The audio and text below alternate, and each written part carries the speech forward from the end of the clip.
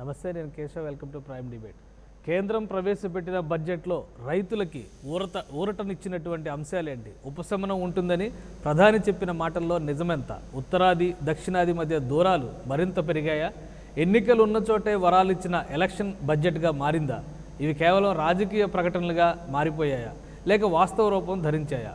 Corona తర్వాత పెడుతున్న మొదటి బడ్జెట్గా అన్ని వర్గాలకి సముచిత ప్రాధాన్యం దక్కుతుందని ప్రధాని నరేంద్ర మోదీ అభివర్ణించినట్లుగానే కేంద్ర బడ్జెట్ ఉందా? విపక్షాలన్నీ రాజకీయ విమర్శలే చేస్తున్నాయా అంటే ఎవరు ఖచ్చితంగా సమాధానం చెప్పలేని పరిస్థితి. రైతుల కోసం తీసుకున్న చర్యలు కూడా తూతూ మంత్రంగానే ఉన్నాయనే విమర్శలు రేగుతున్నాయి. ద్రవ్యలోటు, జీడిపిల విషయంలో కూడా దేశాన్ని అధోగతి పాలు చేశారంటూ కొందరు ఆర్థికవేత్తలు ఆవేదన చెందుతున్నారు. అయితే బడ్జెట్ జోస్లో స్టాక్ మార్కెట్లు పుంజుకోవడం ఆసక్తికరంగా మారింది. బీమా రంగంలో విదేశీ పెట్టుబడులకు ప్రోత్సాహం, ఎల్ఐసిలో పెట్టుబడుల ఉపసంహరణ, బ్యాంకింగ్ రంగ సంస్కరణలు ఆర్థిక వ్యవస్థకి ఉత్తేజం ఇస్తాయని కేంద్ర ఆర్థిక మంత్రి నిర్మలా సీతారామన్ బల్లగుద్ది మరీ చెబుతున్నారు. పన్ను మినహాయింపుల్లో మార్పులు లేకపోవడం, పెట్రో ఉత్పత్తులపై అగ్రీసెస్ వంటివి సామాన్యుడిని కొంత నీరసపరిచాయనే చెప్పాలి. కేంద్ర బడ్జెట్ తీసుకొచ్చిన ఈ వరాల జ్వరాలపై ఇవాళ ప్రైమ్ డిబేట్ చూద్దాం. మనతో డిబేట్లో జాయిన్ అవుతున్నారు గోవింద్ రెడ్డి గారు, ఎమ్మెల్సీ, వైఎస్ఆర్సీపీ సీనియర్ నాయకులు. అలానే రవికిరణ్ పెద్దిరెడ్డి గారు, బీజేపీ నేత, లోక్సత్తా నుంచి బాబ్జీ గారు జాయిన్ అవుతున్నారు. ముందుగా గోవింద్ రెడ్డి గారితో మాట్లాడదాం. గోవింద్ రెడ్డి గారు, ఏంటి ఈ ఎలక్షన్ బడ్జెట్ అంటున్నారు? రాజకీయంగా ఈ బడ్జెట్ ఏపీ వైపు రాకుండానే వెళ్ళిపోయింది అనేటువంటి విమర్శలు రేగుతున్నాయి. మీ విశ్లేషణ ఏంటి? మీ అంచనాలు కానీ ఆంధ్రప్రదేశ్ కోరికలను కానీ మన్నించినటువంటి దాఖలాలు ఈ బడ్జెట్లో ఉన్నాయా? కేశవ్ గారు, మీకు తర్వాత చర్చలో పాల్గొన్నటువంటి మిగతా పెద్దలకు అందరికీ కూడా నమస్కారాలు. అంటే ఈ బడ్జెట్ అంటే రెండు విధాలుగా చూడాలి. ఒకటి, భారతదేశానికి ఈ బడ్జెట్ భారతదేశ ప్రజలందరికీ ఏ విధంగా మేలు చేస్తూ ఉంది, అదేవిధంగా స్వరాష్ట్రమైనటువంటి మన ఆంధ్ర రాష్ట్రానికి ఏమైనా దీంట్లో ఏదైనా మేలు కల్పించి ఈ రాష్ట్రము పురోగతి చెందడానికి ఏమైనా ఇందులో కొన్నైనా అంశాలు ఉన్నాయా అనేటువంటిది రెండు విధాలుగా మనం చూసినప్పుడు ఆంధ్ర రాష్ట్రానికి వస్తే చాలా చాలా నిరాశజనకంగా ఉంది. ముఖ్యంగా ఈనాడు ఉన్నటువంటి ఈ బడ్జెట్లో అంతా కూడా ప్రభుత్వాలు ఏది కూడా చేయకూడదు, ప్రభుత్వం అంతా ప్రైవేటీకరణ దిశగా ముందు అడుగులు వేస్తూ ఉన్నాయి. ప్రభుత్వ రంగ సంస్థలందరినీ కూడా వీలైనంత వరకు అమ్ముకుంటూ ఆ వచ్చిన డబ్బులంతా కూడా ఇదంతా కూడా మోనటైజేషన్ ఆఫ్ అసెట్స్ అనేటువంటి ఒక పేరు పెట్టేసి అవన్నీ కూడా అమ్మి మరి ఏ విధంగా ఆస్తులు మరి దేశాలకు చేస్తారు అనేటువంటిది భవిష్యత్తులో తెలుసుకోవాలి. ఏదేమైనా కేంద్రం మాత్రము ఏది కూడా అంటే the government has no business to do in business అనేది దానికి పూర్తిగా కట్టుబడి ఉన్నటువంటి ఆ నేపథ్యం మాత్రం అట్లా కనపడతా ఉంది. అయితే ఈనాడు బడ్జెట్లో కూడా మనం ఏమనుకున్నామంటే, మనం ఏదైనా వెల్ఫేర్ స్కీమ్స్ అంతా ఎక్కువ భాగం ఈ కేంద్ర రాష్ట్ర ప్రభుత్వానికి ఉన్నటువంటి బడ్జెట్లో చేస్తున్నప్పటికీ కూడా ఈ ఇన్ఫ్రాస్ట్రక్చర్ ప్రాజెక్టులకంతా కూడా కేంద్రం కానీ ప్రైవేట్ రంగంలో మాత్రమే ఇదన్నీ కూడా ఇన్ఫ్రాస్ట్రక్చర్ బడ్జెట్లు మీద ఆధారపడినటువంటి ఒక పరిస్థితి ఏర్పడింది. ఈనాడు కేంద్రం ఇచ్చినటువంటి ఏదైతే ఇన్ఫ్రాస్ట్రక్చర్ బడ్జెట్ నేను 5.4 లక్షల కోట్లు ఈసారి మేము ఖర్చు చేయబోతున్నాము. ముఖ్యంగా రోడ్లకు కానీ, పోర్ట్లకు కానీ, అదేవిధంగా పవర్ జనరేషన్ కానీ మిగతా మౌలిక రంగాలకు మేమంతా కూడా జనరేట్ చేస్తాము, దానివల్ల ఎంప్లాయ్మెంట్ క్రియేట్ చేస్తామని చెప్పినటువంటి ఆర్థిక మంత్రి నిర్మలా సీతారామన్ గారు మరి అదంతా కూడా ఇప్పుడైతే ఒకప్పుడు ఈ ట్రెండ్ ఉండేది కాదు. ఈనాడు కేంద్ర ప్రభుత్వము ప్రతి ఒక్కటి కూడా రాజకీయంగా చూస్తూ ఉంది. ఎక్కడ ఎన్నికలు వస్తాయంటే ఆ ఎన్నికలకు నేను ఇదో 40,000 కోట్లు పెడతాను, 50,000 కోట్లు పెడతాను అనేటువంటి ఉద్దేశంతో వాళ్ళు ఓపెన్ గానే చెప్తూ ఉన్నారు. వెస్ట్ బెంగాల్ కానీ, కేరళ కానీ, తమిళనాడు కానీ, మరి ఇంకొక రాష్ట్రం కూడా ఉంది. ఈ 4 రాష్ట్రాల్లో మేమిదో ఇన్ని వేల కోట్ల రూపాయలు ఖర్చు పెడుతున్నామని చెప్పి దాదాపు 1,50,000 కోట్ల రూపాయలకు ఆ 4 రాష్ట్రాలకే ఇచ్చేటువంటి పరిస్థితుల్లో 28 రాష్ట్రాలు కానీ మిగతా మరి ఉన్నటువంటి కేంద్ర పాలిత ప్రాంతాలకు కానీ మీరు ఏ విధంగా మేలు చేయబోతారు, మీరు ఏ విధంగా ఇన్ఫ్రాస్ట్రక్చర్ డెవలప్ చేస్తారనేది ఈ అంకెల ఈ గారడీ మరి ఎంతవరకు మేలు చేకూరుతుంది అనేది నాకు స్పష్టత లేదు. రెండోది, రాష్ట్రానికి మాత్రం ఏ రైల్వే ప్రాజెక్టులు కానీ రోడ్డు ప్రాజెక్టులు కానీ లేకంటే ఇది ఉన్నటువంటి మనకు ఉన్నటువంటి ఇక్కడ మన రాష్ట్రానికి సంబంధించినటువంటి ఏ ప్రాజెక్టు కూడా ఏ విధంగా పోలవరం కానీ ప్రత్యేక హోదా కానీ అమరావతి కానీ ఇలాంటి ఏమీ పేర్లు అమరావతి ప్రత్యేక నథింగ్. ఏ ఒక్క రూపాయి కూడా ఇదో నేను ఇస్తాము లేదంటే కదా మన విభజన చట్టంలో ఉన్నదానికి ఆ 50 కోట్ల రూపాయల వెనుకబడిన జిల్లా ఆర్థిక ప్యాకేజీలు, వెనుకబడిన ప్రాంతాలకు ఆర్థిక ప్యాకేజీలు కానీ ద్రవ్యలోటు భర్తీ కానీ లోటు బడ్జెట్ భర్తీ కానీ నథింగ్ ఈజ్ స్టేటెడ్ ఈ ప్రాజెక్ట్ లో. కాబట్టి ఇది చాలా చాలా నిరాశజనకంగా ఉంది కేంద్ర బడ్జెట్. ఇప్పుడు కేంద్రం మీద ఆధారపడి ఏదైనా డెవలప్ అయిందంటే ఏమాత్రము మరి ఇసుమంతా కూడా ఆశ లేదు.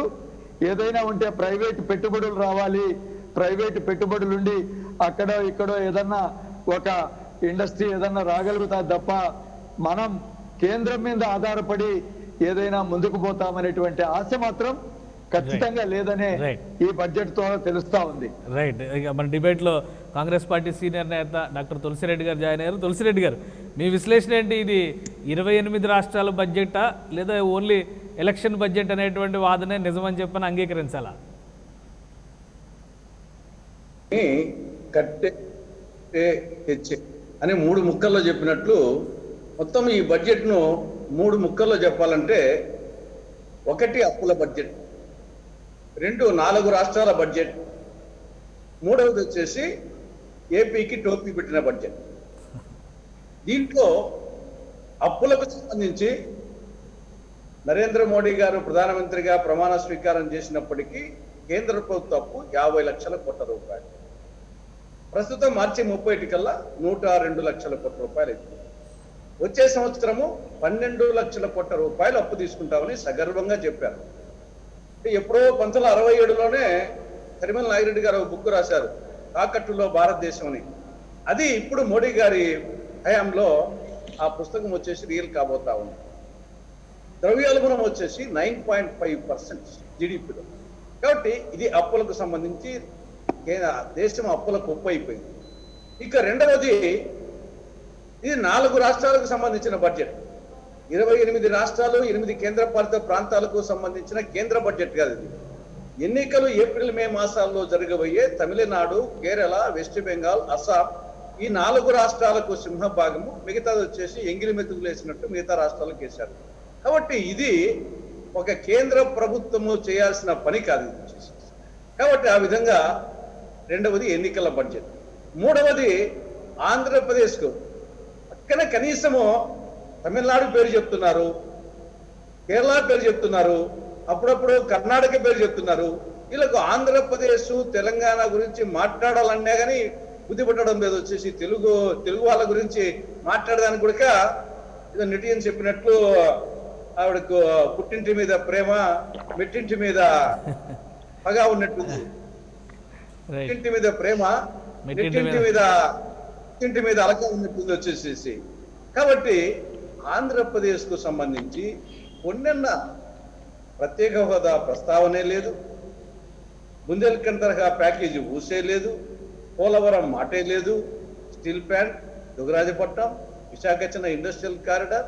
కాబట్టి ఏ దానికి సంబంధించి పక్కనేమో కొచ్చిలో మెట్రో రైలు, తమిళనాడులో చెన్నైలో మెట్రో రైలు, కర్ణాటక బెంగళూరులో మెట్రో రైలు, నాగపూర్లో మెట్రో రైలు, చట్టంలో పెట్టినటువంటి విశాఖ విజయవాడకు మాత్రం మెట్రో రైలు గురించి ప్రస్తావనే ఉండదు. కాబట్టి ఆంధ్రప్రదేశ్కు గత అనేక సంవత్సరాలుగా తీరని అన్యాయం చేసినట్టే ఈసారి కూడా సరామాము జరిగింది. అందుకోసం ఇది కట్టా కొట్టే తెచ్చే 3 ముక్కలు చెప్పాలంటే ఇదన్నమాట. రైట్. బాబ్జీ గారు, మీ విశ్లేషణ ఏంటి? బాబ్జీ గారు, ఇప్పటి వరకు ఉన్న తెలుగు రాష్ట్రాలకు నిజంగా 2 వైపులా కూడా తెలుగు రాష్ట్రాలకి ఆ చెంప ఈ చెంప వాయించినట్టు అయిపోయింది. కనీసం పేర్లు ప్రస్తావించడానికి కూడా ముందుకు రానటువంటి పరిస్థితి కనిపిస్తుంది. మీ విశ్లేషణ ఏంటి?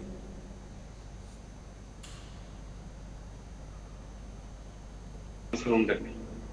ఒకటి, ప్రధానమంత్రి గారు మొన్న వ్యాక్సిన్ రిలీజ్ చేస్తున్నప్పుడు మహాకవి గురజాడ చెప్పినటువంటి మాట, దేశం అంటే మట్టి కాదు, దేశం అంటే మనుషులు అని చెప్పి ఆయన చెప్పిన తర్వాత మన ఆంధ్రలో, ముఖ్యంగా తెలుగు రాష్ట్రాల్లో తెలుగు ప్రజలు అందరూ కలిపి ఆహా మా గురజాడ, ఓహో మా గురజాడ అని చెప్పి జబ్బలు కొట్టుకున్నాం. ఆ రోజు చాలా ఆనందం పొందాం. కానీ ప్రధానమంత్రి గారు చెప్పిన మాటకి చేసిన పనికి చాలా తేడా కనిపించింది. గతంలో కూడా రాష్ట్ర విభజన నేపథ్యంలో 2014లో ఆయన ఎన్నికల్లోనే తిరుపతిలోనే ఆయన నేను ఢిల్లీని మించే మహానగరాన్ని చేస్తాను రాష్ట్రాన్ని, మీకు ఎందుకు నేనున్నాను, తప్పనిసరిగా అమరావతిని మీరు చూస్తూ ఉండండి అని చెప్పినటువంటి పెద్ద మనిషి ఆయనే. సాక్షాత్తు తిరుపతి వెంకటరమణమూర్తి సన్నిధిలో ఈ రాష్ట్రానికి ప్రత్యేక హోదా ఇస్తాం, ఈ రాష్ట్రాన్ని ఎక్కడ కూడా భారతదేశంలో ఉన్న 28 రాష్ట్రాలకి తలదన్నేలా చేస్తామని చెప్పింది కూడా వారే.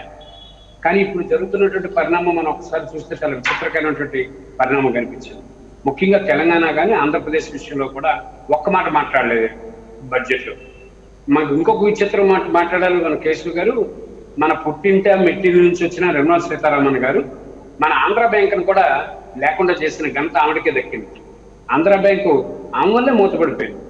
ఎక్కడ మనం భోగరాజు పట్టాభి సీతారామయ్య గారి లాంటి మహానుభావులు ఎంతో మంది త్యాగం చేస్తే ఈ రోజు మనకు ఆంధ్ర బ్యాంక్ అని ప్రస్తావన లేకుండా చేసినటువంటి వనిత ఎవరైనా ఉన్నారంటే నిర్మలా సీతారామన్ గారు. రాష్ట్ర విభజన నేపథ్యంలో ఇచ్చినటువంటి కేంద్ర ప్రభుత్వం ఇచ్చినటువంటి హామీల్లో అత్యంత కీలకమైనటువంటి ఒక రైల్వే జోన్ కావచ్చు, లేకపోతే వెనుకబడిన ప్రాంతాల తాలూకు అభివృద్ధి కావచ్చు, లేకపోతే పోర్టులు కావచ్చు, మరి ఒక గిరిజన యూనివర్సిటీ కావచ్చు, అట్లాగే పెట్రోలియం కాంప్లెక్స్ విశాఖపట్నంలో కావచ్చు, అలాగే అనేకమైన కార్యక్రమాలు ఉన్నట్టు కూడా అన్ని కూడా అలాగే పెండింగ్ లో పెట్టారు. అత్యంత బాధాకరమైనటువంటి అంశం ఏంటంటే 2014లో మనకు రాష్ట్ర విభజన జరిగితే 2017, 18, 19, 20 నాటికి కూడా మనకి 2 కోట్లు 3 కోట్లు గిరిజన యూనివర్సిటీకి, చివరికి ఈ రోజు నాటికి 5 కోట్లు మాత్రమే గత బడ్జెట్ లో మనం శాంక్షన్ చేస్తాం. 5 కోట్లతో గిరిజన యూనివర్సిటీని ఏ రకంగా నిర్మిస్తారనంటే ఎవరు చెప్పలేనటువంటి పరిస్థితి. ఈరోజు భోగాపురం ఇంటర్నేషనల్ ఎయిర్పోర్ట్ విషయంకి వచ్చేటప్పటికి స్పష్టత లేకుండా పోయింది.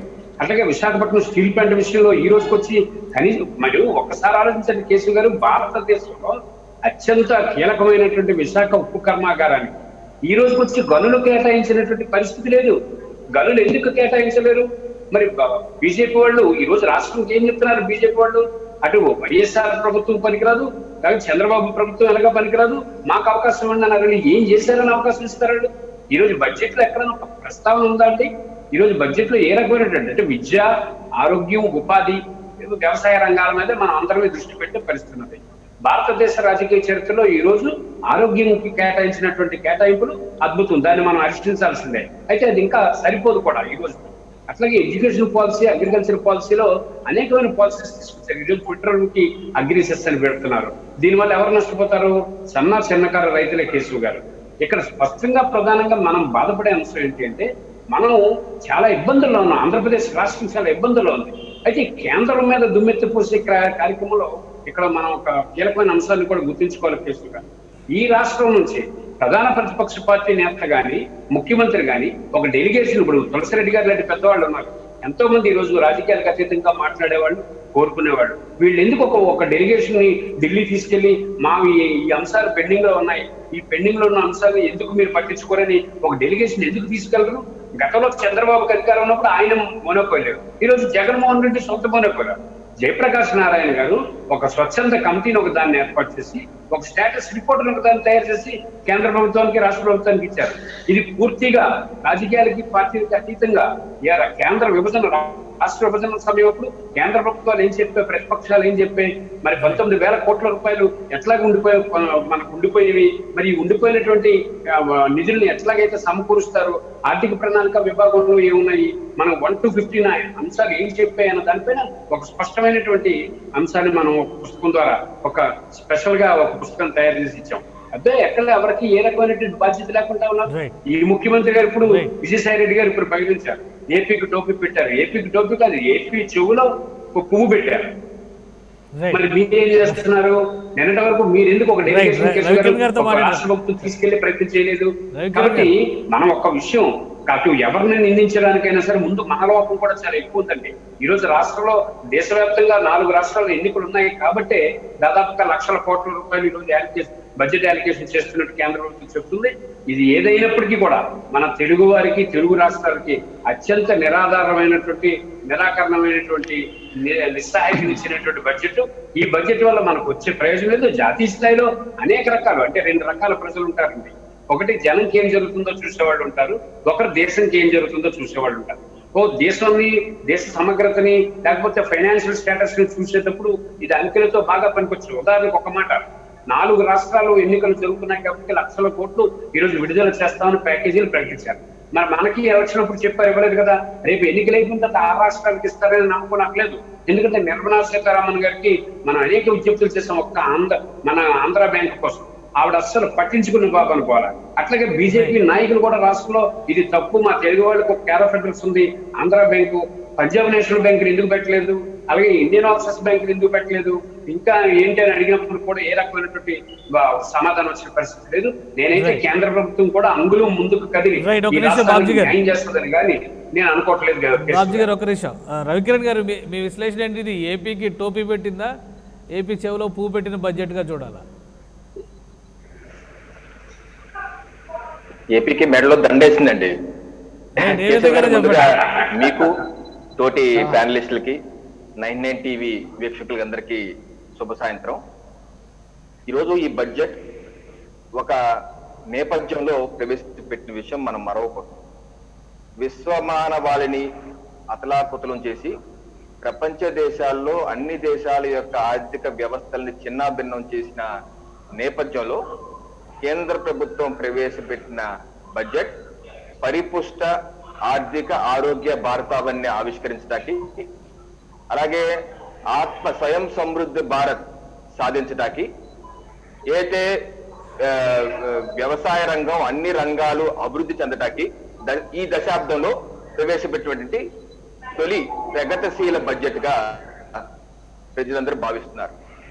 ఎందుకంటే గతంలో ఎన్నడూ లేని విధంగా ఆరోగ్య రంగానికి పెద్దపీట వేస్తూ 2,223,000 కోట్ల రూపాయలు గత బడ్జెట్ తో పోలిస్తే 137% పెంచినటువంటి ఆరోగ్య బడ్జెట్ దేశం మొత్తం సమూలంగా ఆరోగ్య వ్యవస్థకి మరి బాగుపరిచేటువంటి కార్యక్రమం. దానికి తోడుగా అయితే ప్రధానమంత్రి స్వస్థ యోజన 64,000 కోట్ల రూపాయలతో ప్రత్యేక నిధి ఏర్పాటు చేసి ప్రతి జిల్లాలోనూ అయితే పరీక్షల నిర్ధారణ కేంద్రాలు ఏర్పాటు చేయటం, అలాగే 2 మొబైల్ హాస్పిటల్స్ ప్రతి జిల్లాలో మొబైల్ హాస్పిటల్ ఏర్పాటు చేయటం, అలాగే 35,000 కోట్ల రూపాయలతో ప్రజలందరికీ కరోనా వ్యాక్సిన్ అందించడం, అలాగే వెల్నెస్ సెంటర్లు కావచ్చు, ప్రాథమిక ఆరోగ్య కేంద్రాలు కావచ్చు, అర్బన్ హెల్త్ సెంటర్లు కావచ్చు, ఇవన్నిటిని ఆధునీకరించే విధంగా, అలాగే మెడికల్ కాలేజీలు, హాస్పిటల్ ఆధునీకరించే విధంగా మరి ఈ యొక్క ఆరోగ్యానికి కేటాయించడం నిజంగా అద్భుతమైన విషయం.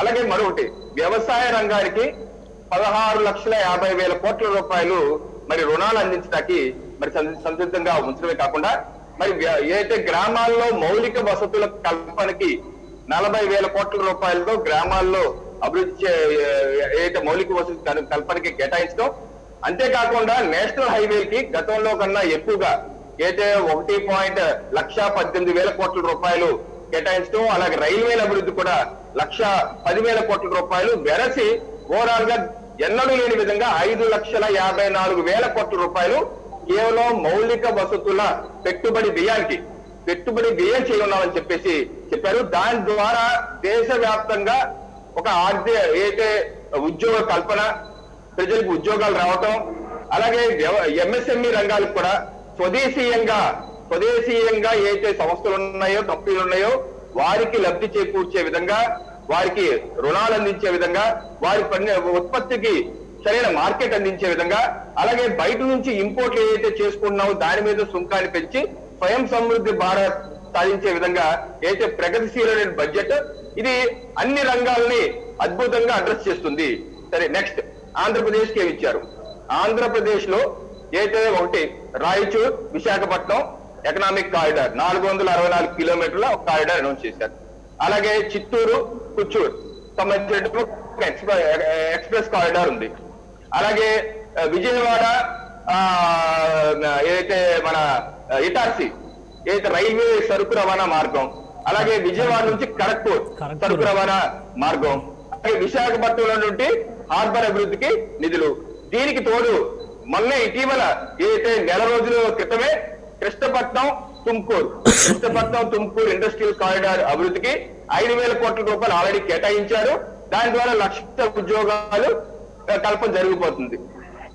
ఇదే కాకుండా 2 నెలల క్రితం కూడా అయితే రాష్ట్రంలో 8 ఫిషింగ్ హార్బర్స్ ని 25 ఆక్వా హబ్బులు డెవలప్ చేయడానికి 3,000 కోట్ల రూపాయలతో ఆల్రెడీ ఇస్తున్నారు. అలాగే నవంబర్ 22వ తారీఖు కాకినాడ ఉప్పాడ దగ్గర కూడా ఫిషింగ్ హార్బర్ కి శంకుస్థాపన జరిగిపోయింది. 400 కోట్లతో పనులు మొదలవుతున్నాయి. ఇలాగా ఆన్ గోయింగ్ ప్రాజెక్ట్స్ కేశవ్ గారు మనం అర్థం చేసుకోవాలి.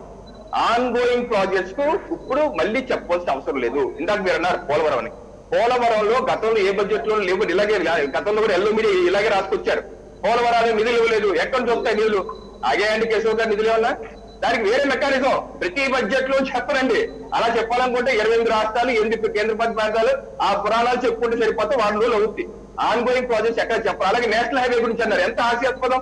అక్టోబర్ మాసంలో నితిన్ గడ్కరీ గారు విజయవాడ 6 లైన్ల ఫ్లైఓవర్ 500 కోట్లతో చేసిన ఫ్లైఓవర్ ఇనాగ్రేషన్ సందర్భంలో, అదే సందర్భంలో 7,500 కోట్ల రూపాయలతో పూర్తయినటువంటి జాతీయ రహదారుల్ని జాతికి అంకితం చేయడమే కాకుండా ఇంకో 10,000 కోట్ల రూపాయల ప్రాజెక్టుకి భూమి పూజ కూడా చేశారు. ఎంత కావాలంటే అంత అడగండి, చేస్తామని చేయలేదు. అలాగే అమరావతి రింగ్ రోడ్ చేయాలి, చేయటం లేదు. రాష్ట్రంలో 6 వరుసల రోడ్డు, రాష్ట్రంలో ఇచ్చాపురం నుంచి తన వరకు 6 వరుసల రోడ్డు ఎవరు చేస్తున్నారండి? అనేక రైల్వే నెట్వర్క్లు విద్యుదీకరణ జరుగుతున్నాయి, న్యూ లైన్లు జరుగుతున్నాయి. ఇప్పుడు మా కాకినాడ కోటిపల్లి నర్సాపురం రైల్వే లైన్ అండి ఆల్రెడీ 2 లైన్ మొదలు పెట్టింది. ఇప్పుడు మీ బడ్జెట్ లో చెప్పలేదంటారు, అంటే ఆగిపోతా ప్రాజెక్టు. ఆన్లైన్ ప్రాజెక్ట్స్ ఆవండి, పెద్దలందరికీ తెలుసు. అక్కడ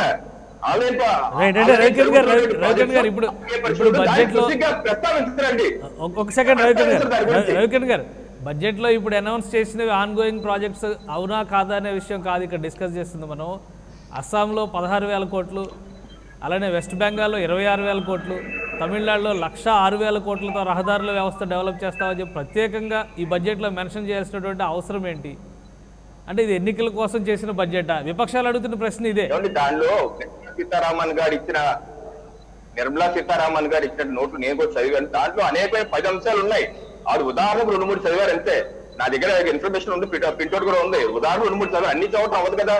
అలాగే ఆంధ్రప్రదేశ్ కి వచ్చే 5 ఏళ్లలో 2,23,000 కోట్ల రూపాయలు ట్యాక్స్ డివల్యూషన్ ఇవ్వనున్నారు. అలాగే రెవెన్యూ ఇందాక లోటు బడ్జెట్ అన్నారు, రెవెన్యూ లోటు భర్తీకి 30,497 కోట్ల రూపాయలు వచ్చే 5 ఏళ్లలో ఇవ్వటానికి దానిలో మెన్షన్ చేసింది ఆల్రెడీ. సో అన్ని అంశాలు సమగ్రంగా ఈ రోజు స్కూల్ ఏదైతే విద్యారంగానికి నిధులు కేటాయిస్తున్నారు సార్. 750 కొత్త ఓబీసీ హాస్టల్స్ నిర్మించబోతున్నారు, 750 ఏకలవ్య హాస్టల్స్ నిర్మించబోతున్నారు. అలాగే ఏదైతే 100 సైనిక్ స్కూల్ ఏర్పాటు చేయబోతున్నారు. దీనిలో ఏది ఆంధ్రప్రదేశ్ రాష్ట్రంలో ఉండవండి.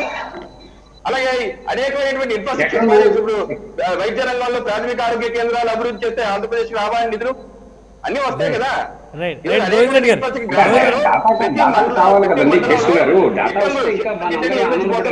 ఎన్ని అగ్రికల్చర్ ఇన్ఫ్రాస్ట్రక్చర్, ఇంకో విషయం అండి, ఏదైతే అగ్రికల్చర్ ఇన్ఫ్రాస్ట్రక్చర్ చేసారు ఒక చిన్న విషయం చెప్పి ముగిస్తాను.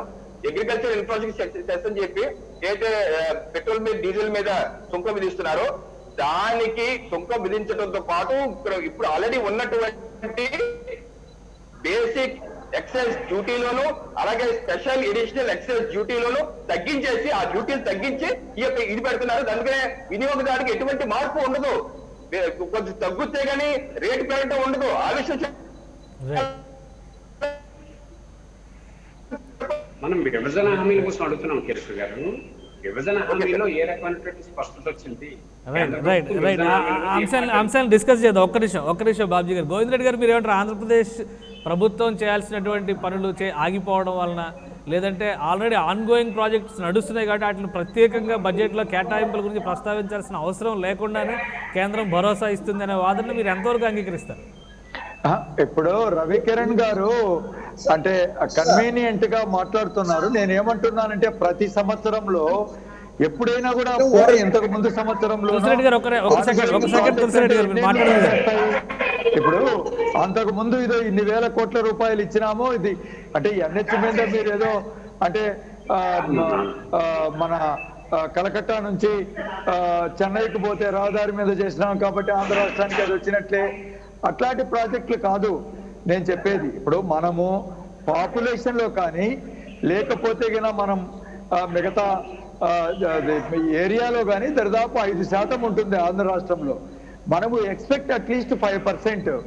మీరు 1,00,000 కోట్లకు పైగా తమిళనాడు ఒక్క సంవత్సరానికి ఇస్తే మీరు కనీసం ఇప్పుడు 25, 26, 27 వేల కోట్ల రూపాయలు మరి ఆ ఇన్ఫ్రాస్ట్రక్చర్ ఆంధ్ర రాష్ట్రానికి రావాలి.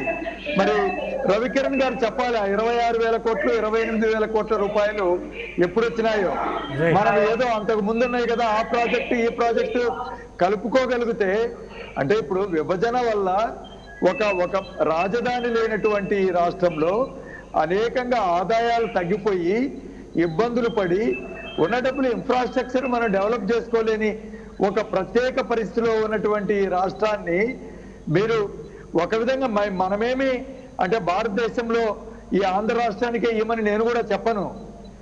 మొత్తంలో అన్ని రాష్ట్రాలను సమదృష్టితో, ముఖ్యంగా వెనుకబడిన రాష్ట్రాలను కొంచెం ఎక్కువ దృష్టితో చూడాలని చెప్పి ఒక భారతదేశ పౌరుడిగా నేను ఆలోచన చేస్తాను.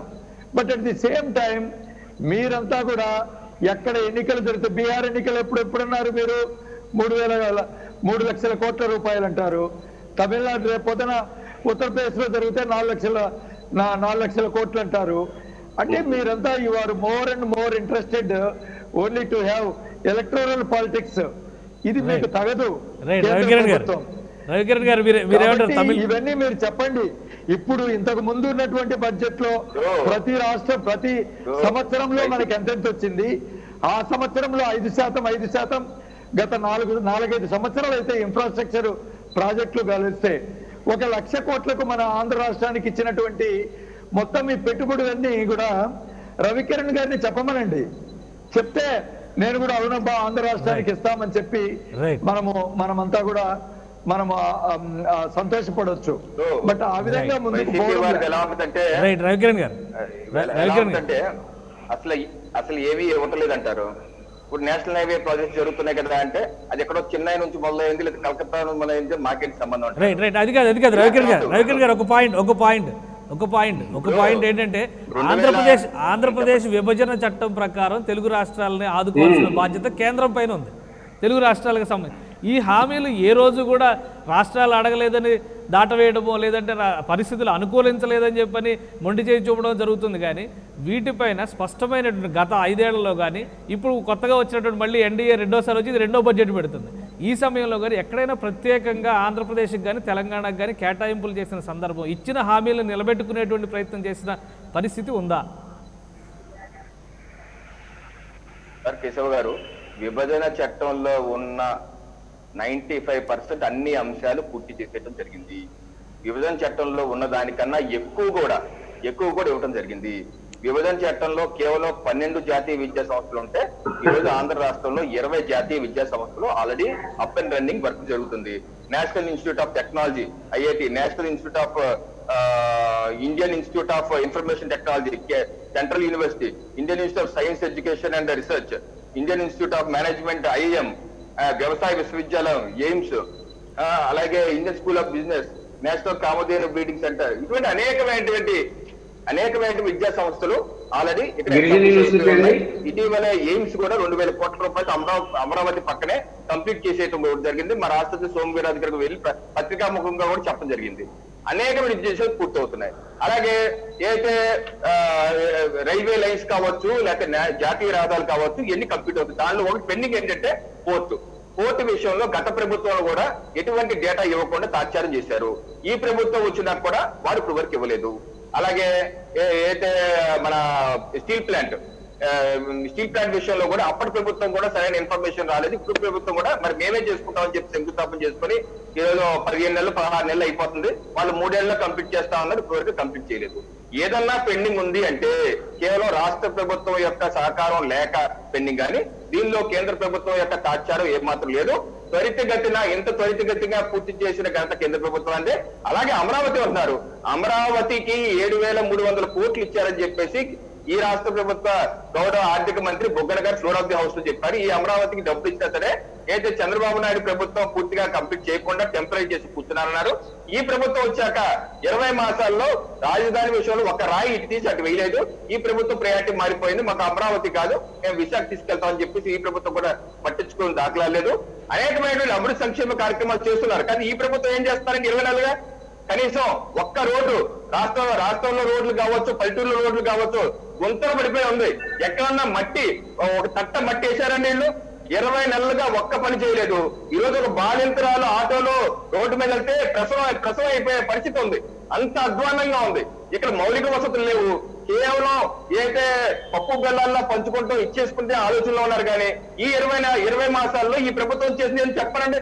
స్థూలంగా ఇది చేశాము, ఈ మౌలిక వసతులు కంప్లీట్ చేశాము, ఈ అభివృద్ధి కార్యక్రమాలు మా సొంతంగా రాష్ట్ర ప్రభుత్వం నిధులు చేశామని చెప్పని చూస్తాను. రైట్ తులసిరెడ్డి గారు ఒక్క నిమిషం చెప్పండి. గోవింద్ రెడ్డి గారు మాట్లాడండి.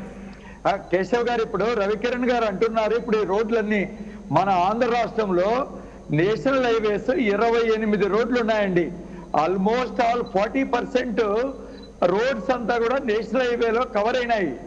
ఆ రోడ్లన్నీ బాగలేని రోడ్లన్నీ ఎన్హెచ్లే అండి. స్టేట్ హైవేలు కూడా కొన్ని బాగలేవు, ఓకే ఒప్పుకుంటాను. కానీ మీరు నేషనల్ హైవేస్ ఎన్ని బాగలేవో నేను చెప్తాను.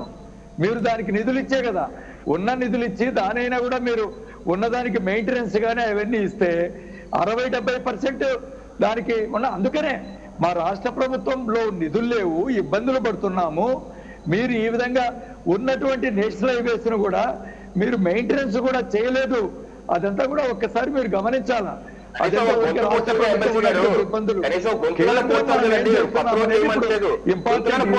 బడ్జెట్ మీరు ఆంధ్ర రాష్ట్రానికి ఏం చేసినారు అది చెప్పండి. మీరు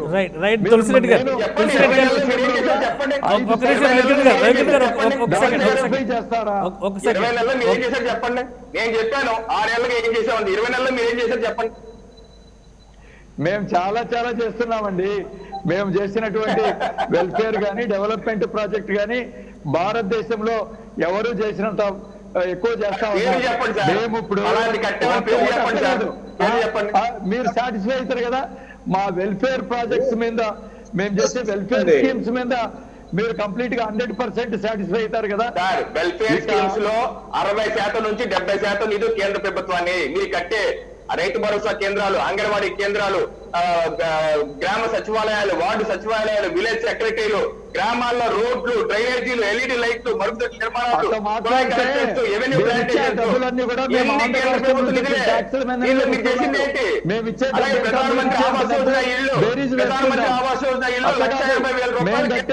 సెంట్రల్ ట్యాక్సెస్ వల్లనే మీరు ఇస్తుంటారు మళ్ళీ ఆంధ్ర రాష్ట్రానికి.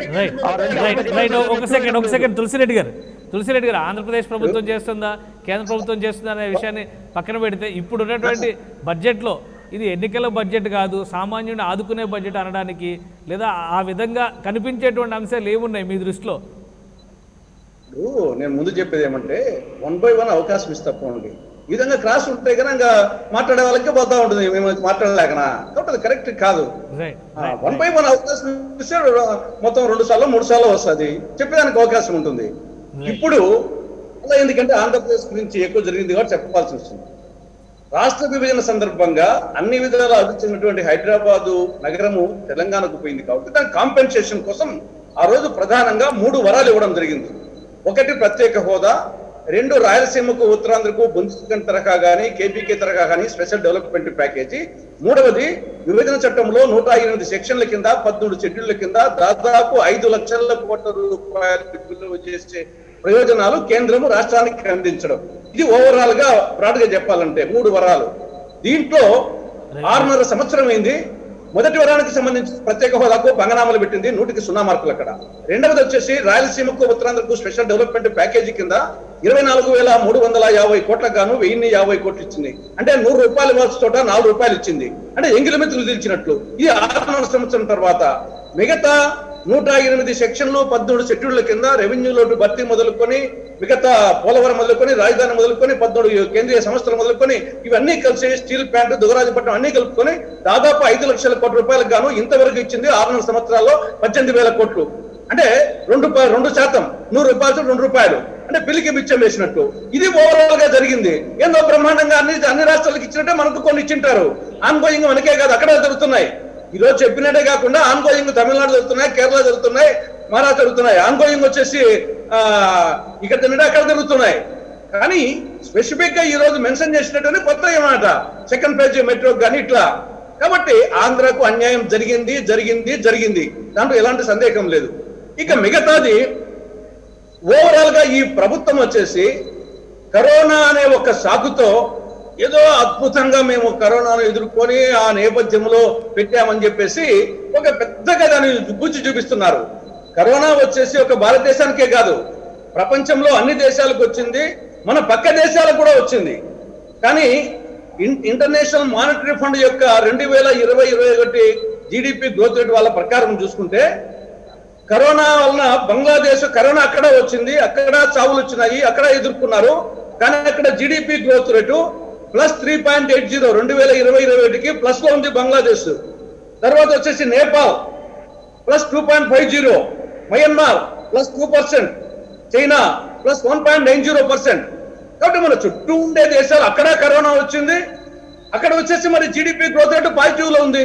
నెగిటివ్ లోకి వచ్చిన వాళ్ళలో పాకిస్తాన్ వచ్చేసి 0.40, శ్రీలంక -4.60, ఆఫ్ఘనిస్తాన్ -5, మంది -7.7. అంటే ఆఫ్ఘనిస్తాన్ కంటే చాలా కష్టం స్థాయికి వచ్చాము వచ్చేసి. కాబట్టి ఏదో ఎక్కడ కరోనా లేనట్టు మనకొక్కరికే కరోనా వచ్చినట్టు, మొత్తం జీడిపి ఎవరికి లేనట్టు మనకొక్కరికే ఉన్నట్టు. కాబట్టి ఓవరాల్ గానే ఫెయిల్ అయితే రావడం జరిగింది. తర్వాత నెగటివ్ గ్రోత్ రేట్ ఇప్పుడే కాదు, గతంలో వచ్చేసి యుద్ధాలు జరిగినప్పుడు నెగటివ్ గ్రోత్ వచ్చింది. తర్వాత తీవ్ర దుర్భిక్షము. కానీ ఈ సంవత్సరం వచ్చేసి వర్షాలు బ్రహ్మాండంగా ఉన్నాయి, అంతర్జాతీయ మార్కెట్లో ముడి చమురు ధరలు గణనీయంగా తగ్గినాయి. ఆ యొక్క అనుకూలతలోనే కేవలం కరోనా ఒక ప్రతికూలత చూపిస్తున్నారు. అనుకూలమైన అంశాలు వచ్చేసి ముడి చమురు ధరలు గణనీయంగా తగ్గిపోయినాయి, దానివల్ల ప్రభుత్వానికి ఎంతో సేవింగ్స్ వచ్చాయి. తర్వాత వర్షాలు బ్రహ్మాండంగా ఉన్నాయి వచ్చేసి. కాబట్టి అనుకూలమైన అంశాలు ఉన్నాయి, ఒక కరోనా ప్రతికూల అంశం ఒప్పుకుంటాం. కానీ అయినప్పటికీ revise estimate 2020-21 revise budget estimate 34.50 లక్షల కోట్లు అయితే 2021-22కు 34.83 లక్షల కోట్లు. అంటే పెరిగిందంతా కేవలం 33,000 కోట్లు. 2020-21 రివైజ్ ఎస్టిమేట్ కు 2021-22 బడ్జెట్ ఎస్టిమేట్ కు తేడా వచ్చేసి 34.83 లక్షల కోట్లలో 34.50 లక్షల కోట్లు ఇస్తే 33,000 కోట్లు. ఇదేనా? కనీసం 10% ఎస్కలేషన్ ఉండాలి పోయినసారి కంటే. 38 లక్షల కోట్లు ఉండాలి. కాబట్టి నువ్వు 33,000 కోట్లని దాంట్లో హెల్త్ డిపార్ట్మెంట్ కు కేటాయించడం చాలా సంతోషం. మరి మిగతా ఎక్కడ తగ్గినట్టుగా? మీరు పెంచిన 33,000 కోట్లే, ఒక హెల్త్ దానికే దాదాపు 1,38,000 కోట్లు పెంచారు గతానికంటే. మరి ఎక్కడ తగ్గించారు వచ్చేసి చూపించలేదు. కేవలం హెల్త్ కు వచ్చేసి అదొకటి పెంచిందని చూపించారు బడ్జెట్ లో, మిగతా అన్ని తగ్గినాయి. అన్ని రంగాలకు రివైజ్ ఎస్టిమేట్ కంటే ఈ 10 రంగానికి తగ్గించేశారు. ఇదనే వచ్చేసి కరోనా వ్యాక్సిన్, ఇదో ఆర్థిక వ్యాక్సిన్ అంటే ఇది. ఆర్థిక వ్యాక్సిన్ వచ్చేసి బడ్జెట్ పెంచకుండా, పిండి ఉంటే రొట్టె అవుతుంది, పిండి కొద్ది రొట్టె, బడ్జెటే పెంచకుండా పోతే ఇంకా ఏ సెక్షన్ కి ఎట్లా పెంచుంటారు నాకు అర్థం కాలేదు. ఓన్లీ హెల్త్ కు పెంచారు, మిగతా అన్ని తగ్గించేశారు. హెల్త్ కూడా కరోనా నేపథ్యంలో వ్యాక్సినేషన్, ఈ ప్రాజెక్టులకు సంబంధించిన కేటాయింపులు భారీ సంఖ్యలో ఉన్నాయి కాబట్టి హెల్త్ ఎక్కువగా కనిపిస్తుందని చెప్పని మనం భావించాల్సి ఉంటుంది. బాబ్జీ గారు, మీ విశ్లేషణ అంటే ఆంధ్రప్రదేశ్ ప్రభుత్వం అడగకపోవడం వల్లే ఈరోజు కేంద్రం నుంచి వరాలు రాలేదా, లేదంటే తులసిరెడ్డి గారు ఒక జాబితా మొత్తం చదివారు కానీ రవికిరణ్ గారు చాలా స్పష్టంగా చెప్తున్నారు ఇచ్చిన హామీల కంటే ఇంకా ఎక్కువే పూర్తి చేసామని చెప్పి 95% పూర్తయినాయని చెప్పి చెప్తున్నారు. ఆంధ్రప్రదేశ్ విషయంలో ఇదంతా వాస్తవం అని చెప్పి భావించవచ్చా?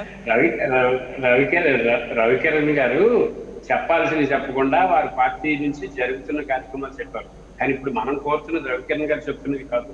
తులసిరెడ్డి గారు కానీ, నేను కానీ, రవికిరణ్ గారు కానీ, మీరు కానీ, ప్యానెల్లో కూర్చున్న వాళ్ళందరూ కూడా మన రాష్ట్ర ప్రయోజనాలు అంటే జాతీయ ప్రయోజనాలు, ఆ జాతీయ దృక్పథం, వస్తున్న బడ్జెట్, ఎక్కడో పక్క రాష్ట్రాల నుంచి స్టార్ట్ చేసినటువంటి రోడ్వేస్ కావచ్చు, రైల్వేస్ కావచ్చు, ఎయిర్వేస్ కావచ్చు, అవి వేరు. మనం ఇప్పుడు స్పష్టంగా మాట్లాడుకున్నది మన రాష్ట్రానికి బడ్జెట్ లో ఉన్న ప్రయోజనం. ఈ ప్రయోజనంలో రవికిరణ్ గారు చాలా తెలివితేటలుగా అన్ని ఇన్స్టిట్యూట్లు చెప్పారు. ఆ గిరిజన యూనివర్సిటీ కోసం చెప్పలేదు.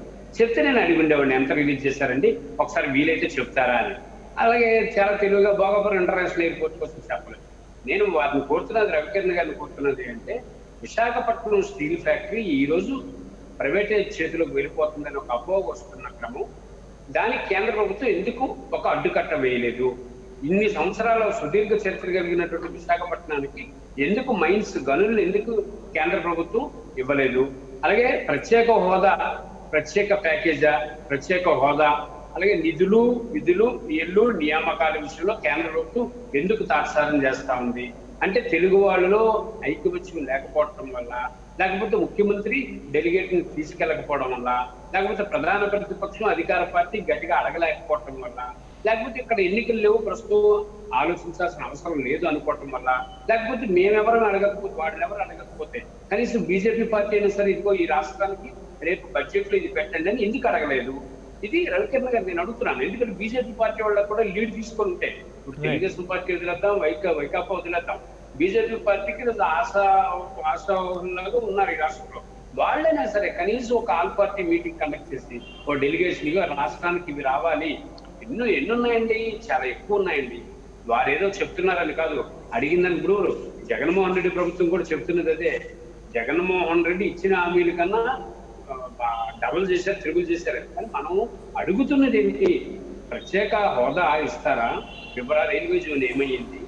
ఒక పక్క డీబీకే లైన్ ఏమైంది? మనం ఏమనుకున్నాం? మనం కోరాపుట్టు నుంచి కలహండి వరకు ఏ రకమైనటువంటి ప్యాకేజ్ తీసుకుంటాం అనుకున్నాం. అలాగే రాష్ట్రంలో 7 జిల్లాలు, ఉత్తరాంధ్ర 3+ రాయలసీమ, ఈ 7 జిల్లాలకి ఎందుకు మనం వెనుకబడిన జిల్లాల ప్యాకేజీని ఇవ్వలేదు? తులసిరెడ్డి గారు క్లియర్ గా చెప్పారు. 21,000 ఉంటే 1000 ఇచ్చారు, 1000 కోట్లు ఇచ్చారు, 21,000 కోట్లకి. మనం ఇలా లెక్కలేసుకుంటూ పోతే ఈ బడ్జెట్ లో మనకంటూ స్పెసిఫిక్ గా ఇక విభజన సమయం ఇప్పుడు అనుకున్నటువంటి హామీలో మిగిలిపోయింది కేంద్ర ప్రభుత్వం ఇచ్చింది. ఇక పోలవరంకి ఇక రివైజ్డ్ బడ్జెట్ ఇస్తున్నాము, ఇక steel plant, railway zone, airport, అలాగే గిరిజన యూనివర్సిటీ. నేను ఒక్కటే వారిని చెప్పమనండి, రవికిరణ్ గారిని, గిరిజన యూనివర్సిటీ ఇచ్చారో చెప్పమనండి. గత ప్రభుత్వంలో ఉన్నప్పుడు బీజేపీ ఎంత ఇచ్చింది, ఇప్పుడు ఎంత ఇచ్చిందో చెప్పండి. లేదు, నయా పైసా లేదు. 5 కోట్ల రూపాయలతో విజయనగరం జిల్లా రెల్లి, కొత్త వలస మండలం రెల్లి అనే గ్రామంలో 5 కోట్ల రూపాయలతో ప్రహారీ కట్టారు సార్. కట్టిన తర్వాత ఇప్పుడు దాన్ని మళ్ళా వేరే చోటకి షిఫ్ట్ చేస్తే ఇప్పుడు కేంద్ర ప్రభుత్వం ఎంత ఇస్తుంది? ఎందుకు ఇవ్వలేదు ఈ బడ్జెట్ లో? మిగతా ఎందుకు మీరు చెప్తున్నారు? అలాగే రాష్ట్ర వ్యాప్తంగా ఇరిగేషన్ ప్రాజెక్టుల కోసం ఏం నిర్ణయాలు తీసుకుంది కేంద్ర ప్రభుత్వం? ఒకవేళ వారు చెప్తున్నారు రాష్ట్ర ప్రభుత్వం చిత్తశుద్ధి ప్రదర్శించకపోతే అని అంటున్నారు. రాష్ట్ర ప్రభుత్వం చిత్తశుద్ధి ప్రదర్శించకపోతే మీరున్నారు కదా పైన, మీ ప్రధానమంత్రి గారే కదా చెప్పింది, మనము ఢిల్లీ నుంచి అన్నదంటే నగరాన్ని మేము తయారు చేసి పెడతామని. కాబట్టి మనం కోరుతున్నది అంటే, నేను మన పెద్దలందరినీ కోరుతున్నాను, ఇందులో ఏముంది చేశారని వారు, చేయలేదని మేము కాదు. నిజంగా రాష్ట్ర ప్రయోజనాలు దెబ్బతింది. ఈ రాష్ట్రం మీద చిన్న చూపు చూస్తున్నారు. ఈ రాష్ట్రంలో రాజకీయ అనైక్యత ఉంది. ఈ రాష్ట్రంలో ప్రజలు తిరుగుబాటు చేసే ప్రజలు కాదు. ఈ రాష్ట్రానికి అన్యాయం జరగడంలో బీజేపీకి కూడా కష్టం ఉంది. ఆ పరిస్థితి మంచిది కాదు. కనీసం ఈ రాష్ట్రంలో ఊరట కలిగే ప్రాజెక్ట్ ఒకటైనా సరే కేంద్ర ప్రభుత్వం ఏమైనా స్పృశించిందా?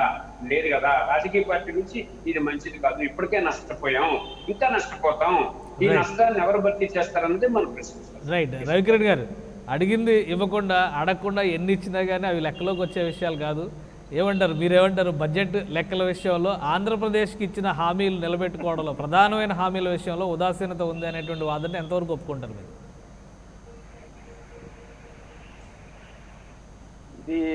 ఇది కేవలం మరి అవగాహన రాహిత్యం అనాలో మరి ఏమనాలో నాకు అర్థం కావట్లేదు. ఏదో రాజకీయంగా విమర్శ చేయడం తప్పితే వారి మనస్సాక్షికి కూడా తెలుసు ఏ రకంగా ఈ విభజించబడిన ఆంధ్రప్రదేశ్ రాష్ట్రం గత 6 ఏళ్లగా అభివృద్ధి చెందింది. గతంలో ఎన్నడూ లేని విధంగా ఈ రకంగా రహదారులు కావచ్చు, విద్యా సంస్థలు కావచ్చు, అనేకమైనటువంటి అభివృద్ధి కార్యక్రమాలు కేంద్ర ప్రభుత్వం, గతంలో కాంగ్రెస్ ప్రభుత్వం కావచ్చు, టీడీపీ కావచ్చు, ఏదున్నా సరే హైదరాబాద్ కేంద్రంగా పెట్టేవాడు. ఏది ఆఖరికి కొబ్బరి పీచు కేంద్రం కూడా హైదరాబాద్ లో పెట్టేవాడు. ఇక్కడ ఒకటి పెట్టాలనుకునేవాడు. ఈ రోజు రాష్ట్రంలో అద్భుతంగా అన్ని కార్యక్రమాలు జరుగుతున్నాయి. ఇందాక మనం అడుగుతా ట్రైబల్ యూనివర్సిటీ ఒక ప్రాజెక్ట్, ఇందాక నేను చెప్పాను, గతంలో ఫస్ట్ లో పోలవరం ప్రాజెక్ట్ 100 కోట్లు బడ్జెట్ లో కేటాయించారు. అప్పుడు ఎల్లో మీడియా రాద్ధాంతం చేసింది, 100 మీడియాతో అయిపోతారా, పోలవరం ప్రాజెక్ట్ కంప్లీట్ అయిపోతా, కేంద్ర ప్రభుత్వం బాధ్యత లేదా అని. ఇప్పటి వరకు 8,000 కోట్లు రిలీజ్ అయినాయి కేసీఆర్ గారు చెప్పండి. సుమారు ఈ 6 ఏళ్లలోనే 15,000 కోట్ల వరకు రిలీజ్ అయినాయి. ఎలా వచ్చాయండి? 100 కోట్లే పెట్టారు, ఎలా వచ్చిందండి? ప్రతి సంవత్సరం బడ్జెట్ లో పోలవరం గురించి చెప్తున్నారా? అలా చెప్తారా? అలా చెప్తా కూర్చుంటే ఈ బడ్జెట్ 100 రోజులు చెప్పాలి పార్లమెంట్ లో. ఇందాకనే చెప్పాను, ట్రైబల్ యూనివర్సిటీకి ఆల్రెడీ అన్ని ట్రైబలే కాదు, ఎయిమ్స్ కూడా స్టార్టింగ్ లోనే 100 కోట్లు 200 కోట్లు కేటాయించారు. ఈరోజు 2000 కోట్లతో పూర్తయింది. ఒక ఆన్ గోయింగ్, ఒకసారి అర్థం చేసుకోండి మీరు, ఒక ప్రాజెక్ట్ కి ఆన్ గోయింగ్ ప్రాజెక్ట్ కి ఇనిషియల్ టోకెన్ అమౌంట్ ఒకటి రిలీజ్ చేస్తారు. ఆ తర్వాత ప్రక్రియ ఉంటుంది, ల్యాండ్ ఎక్విజిషన్ కావచ్చు, మీరు అన్నట్టు గోడ కావచ్చు, ఆ తర్వాత డిజైన్స్ కావచ్చు, ఇవన్నీ జరుగుతూ ఉంటాయి. దానికి విడుదల చేసుకుంటూ వెళ్తారు. అంతేగాని ప్రతి సంవత్సరం వచ్చిన బడ్జెట్ లో మళ్ళీ ట్రైబల్ యూనివర్సిటీ, మళ్ళీ ఐఏఎస్సి, మళ్ళీ NIT, మళ్ళీ IIIT చెప్పాలంటే అవదండి. ఇది మనం అర్థం చేసుకోవాలి. ఇది భారత ప్రభుత్వం, భారతదేశం పెట్టుకున్న బడ్జెట్, అంతేగాని ఒక రాష్ట్రానికి కాదు. ఆంధ్రప్రదేశ్ బడ్జెట్ ఉండదు సార్. ఆంధ్రప్రదేశ్ బడ్జెట్ అయితే రేపు మీరు ప్రతి జిల్లాకి ఇన్ని ప్రాజెక్ట్స్ ఉన్నాయి అని చెప్తారా? ప్రతి జిల్లాకి ఇంత అలకేట్ చేస్తాం అని చెప్తారా? ప్రతి రోడ్డుకి, ప్రతి జిల్లాలో ఇన్ని రోడ్లకి ఇంత ఇస్తున్నాము అని చెప్తారా? ఓవరాల్ రోడ్లకి ఇంత అలకేట్ చేస్తా అని చెప్తారా? అలాగే ఇందాక చెప్పారు, IMF ఫండ్ ఏ రకంగా అయితే 4 రోజుల క్రితం ఒక నివేదిక ఇచ్చింది, ప్రపంచ దేశాల్లో అన్నిటికన్నా మెరుగ్గా భారతదేశం కరోనా లాక్డౌన్ విధించినప్పటికీ, లాక్డౌన్ విధించి అన్ని బంద్ చేసినప్పటికీ మరి మెరుగ్గా అభివృద్ధి చెందుతుంది. అలాగే 2021-22 సంవత్సరంలో ప్రపంచంలో ఏ దేశానికి లేని విధంగా 11.5% వృద్ధి రేటు ఉండబోతుంది. ఆ తర్వాత చైనా 8% ఉండిపోతుంది. ఈ రకంగా భారత్ ముందుకెళ్తుందని చెప్పి IMF కూడా చెప్పడం జరిగింది. మనం స్థూలంగా భారతదేశం మొత్తానికి ఎలకెట్ చేసుకుని చూడాలి. అలాగే ఆంధ్ర రాష్ట్రంలో ఎలకెట్ చేసి ప్రాజెక్ట్ చూడాలి. బట్ ఇప్పుడు వరకు ఆల్రెడీ జరుగుతున్నాయి. ఇప్పుడు నేషనల్ రోడ్ల గురించి అంటే ఇప్పుడు రైల్వేస్ అండి, రైల్వేస్ రోడ్స్ ఆంధ్ర రాష్ట్రంలో ఉండే ఉంటాయి, అలాగే బయటకు రాష్ట్రం కనెక్ట్ అయ్యే ఉంటాయి. ఉదాహరణకు రోడ్డు సార్, మచిలీపట్నం విజయవాడ 4 రహదారు రోడ్డు ఎవరు కంప్లీట్ చేశారండి? ఎవరి టైంలో అయిందండి? కొన్ని రోడ్లు ఉంటాయండి. ఇప్పుడు NH 216 కత్తిపూడి ఒంగోలు కనెక్టివిటీ, ఈ కత్తిపూడి కాకినాడ 4 లైనింగ్ కాకినాడలో ఎంపీగా ఉన్న పల్లవరాజు గారు 10 సంవత్సరాలు కేంద్ర మంత్రిగా ఉండి కూడా చేయకపోయాడు. 2 సంవత్సరాల్లో ప్రధానమంత్రి నరేంద్ర మోడీ కంప్లీట్ చేశారు 4 వర్షం రోడ్డు. ఈ రోజు మొత్తం కాకినాడ అవుటర్ రింగ్ రోడ్డు పూర్తయింది. అలాగే నేషనల్ హైవే కలకత్తా నుంచి కనెక్ట్ అయ్యి ఉంటాయి, అవి కూడా వస్తుంటాయి. అలాగే రైళ్లు ఉంటాయి, పైనుంచి వచ్చే రైలు కూడా ఉంటాయి, అన్ని రకాల కనెక్టివిటీ ఉంటాయి.